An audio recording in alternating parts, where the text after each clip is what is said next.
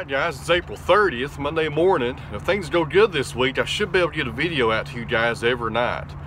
I got a lot planned this week, got a lot of sawmilling going on, got to get this kiln emptied out and loaded back up. And also we got to get that maple out and see if our experiment went well and sand off the drying stains and see if we got some nice spalting in it. And this morning we're going to head over to the farm and start sawing up some more white oak and hopefully get the tractor over there as well to line up some walnut to follow it afterwards. You guys hear that? Complete silence this morning. He's at the golf course. If he was here, I'm sure he'd be mowing, but he's at the golf course today, so I'll naturally do a good intro for the video this morning and I'll have a weed eater running in the background. A few things before we get going this morning. First thing is, Jim over on the Tradesman channel is doing a giveaway, and I talked about this a few weeks ago. This is just another reminder for you guys. He made a hand-forged draw knife, or he's in the process of making it. I think he's done with it. And we sent him some walnut to use for the handles. And there's another channel by the name of Kiln. I think that's the name of his channel. That's his name. And he does a lot of axe restorations and stuff like that. And he's actually going to make the sheath for this draw knife. And I'm going to leave links to their channels below and a link to the giveaway video. Go over and watch that video, Jim's. And if you like his video and subscribe to his channel, comment below. He'll enter you in the giveaway. The only rule to the giveaway is if you live in the United States, he'll ship it for free. If you live anywhere other than here, you got to pay for shipping. But he does good work up there, a lot of timber framing, a whole lot of timber framing. He's been building a barn up there for a little while. It looks like it's going to turn out pretty well for him. And he uses these draw knives to shape his pegs and to debark his logs, and he hand forges them up there, so it's really nice stuff, not made in a factory or nothing like that. We're back here at the control center of the kiln to update you guys how this load is doing. Saturday night, I finished my drying process, and I went ahead at that point cranked the temperature up to 150 degrees. It took about 8 hours to reach 150 degrees, and that was Sunday morning. So since then we've been running it with the compressor off with nothing but high heat going into it and the fans for 24 hours, and that's to sterilize the wood. But what we'll do is after we shut everything down, we'll open up both vents on the side and leave the doors shut, and that kind of naturally let the wood start to cool down and not give it a drastic temperature change that would happen if I open up the doors. So after 12 hours we'll open the doors up and then let the air kind of drift out at that point, because the temperature will be down by then, probably 90 degrees or less. It doesn't take long for these kilns to cool down once the heat gets cut off of them. Then we'll come back probably in the morning, or maybe this afternoon, I'm not sure when. Depends on what time allows and how many videos are going out this week. And take the maple out and do some sanding on it and see if we got our spalted maple and see how our experiment went.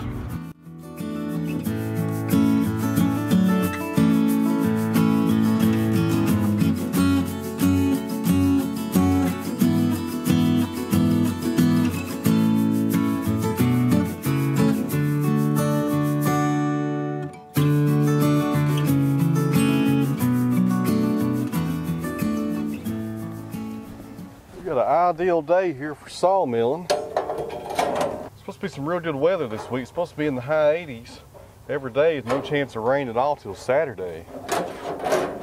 So we should get a lot of sawing done this week. I've actually not been on the mill since before I went to Georgia. It's been about 3 weeks, I guess, since we've sawed any lumber here on the Wood-Mizer. So I've been pretty anxious to get back on the mill and get going. A lot of timber to saw up this year. Nice sharp blade going on here this morning. I get questions sometimes about what blades I use. I use Wood-Mizer double hard blades. These are the 7-degree blades, which are a really good all-purpose blade. They'll do soft and hard woods both. I'm not beginning to tell you guys how nice it is to finally have a microphone I can wear and not have to look at the camera every time I try to talk or something. I think it will make the audio in these videos a whole lot better. You guys are wondering what I'm doing right there. I'm putting some tension on the blade. Really easy to tell on your blade tension if you got it right or not. The head of this bolt needs to line up where this washer starts on the back of this dial that you can turn. And after you put your tension on the blade, you make sure these line up the way you want them. And there's a chart right here as well. It shows you as a little reminder. A lot of the larger sawmills, the 40s, the 50s, the LT70s, they got a gauge on here where you can dial it in perfectly on the amount of tension to put on your blade. But this is close enough here to make this Wood-Mizer run efficiently. Before we get going here, put a little ATF on my rails and my chain. This is automatic transmission fluid. This is old hat for some of you guys, but I still get questions from new viewers what I use on the rails. That's what Wood-Mizer recommends, is automatic transmission fluid. If you guys notice, it's a lot quieter here today. They're finally done blasting at the construction site over here at the farm. I think they blasted probably 15 or 20 times in the past few weeks. So no more hearing that rock drilling machine going and all that other mess going on. I can handle dump trucks, and dozers are running just fine. Let's get this white oak loaded up here and do some quarter sawing and finish up this log that me and James started on almost a month ago.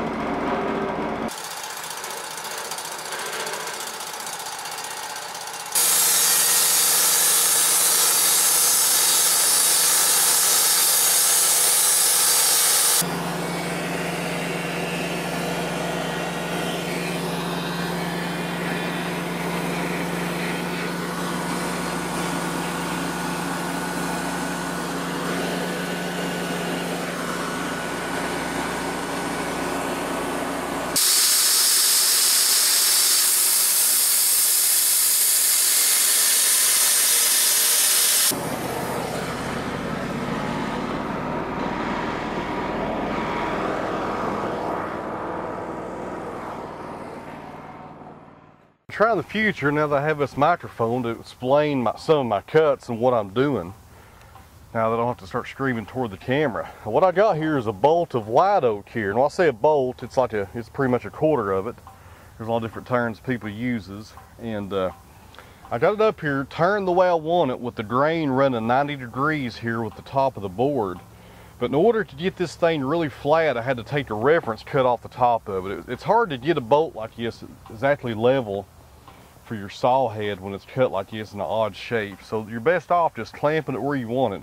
This is about 3/16 here on the thickness. Now I just took a little skim cut off here to get a good reference face to saw my board off of, because if I would have started sawing it with this the top of it, I'd have had a little bit of wane in there and it'd been hard to get the board at the same thickness of the entire length of it.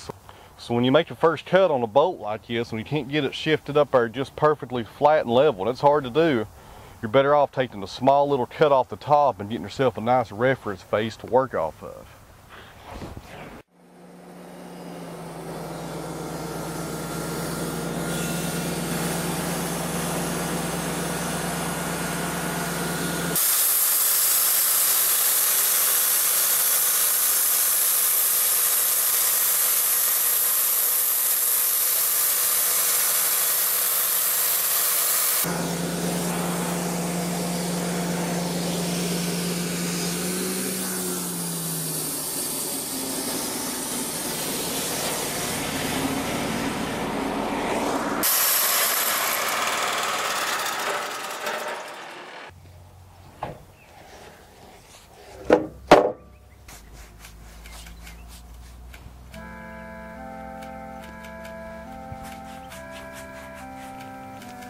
We got our first timber sawed off here. 8/4 and some nice medullary rays. This is my favorite part.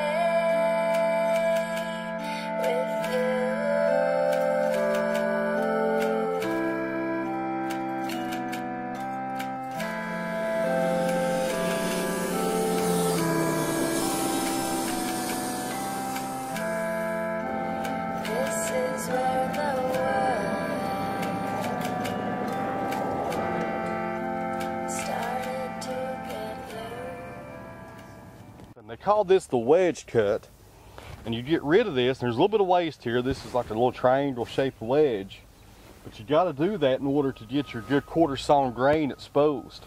Now this might not be the best camera angle, and we'll find out later in the editing process how good it was. But the growth rings now are coming up here 90 degrees with the face of this board. And when I pull this wedge off and clean off the top of this bolt, you'll be able to see some nice medullary rays exposed here. That's the only way you can really do this, is you got to turn it and get it just right. And cut this wedge off. That way you got your growth rings once again at 90 degrees. Quarter saw timber, it takes a little bit of time. It's not a fast process by no means, but it's the difference between getting $2.50 a board foot and $5.50 a board foot. And for this 8/4 stuff, probably even $6.50, maybe even $7 a board foot for the right person. So we're going to take this wedge off and expose our medullary rays, and you'll see why we done this. Now there is a little bit of waste here, but we'll use this little wedge here for something.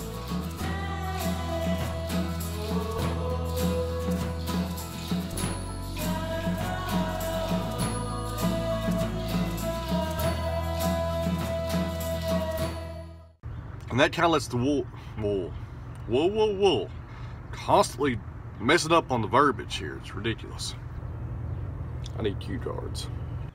So we'll see you guys back tomorrow. We'll finish up this wide oak. We got two more. These outtakes are really adding up.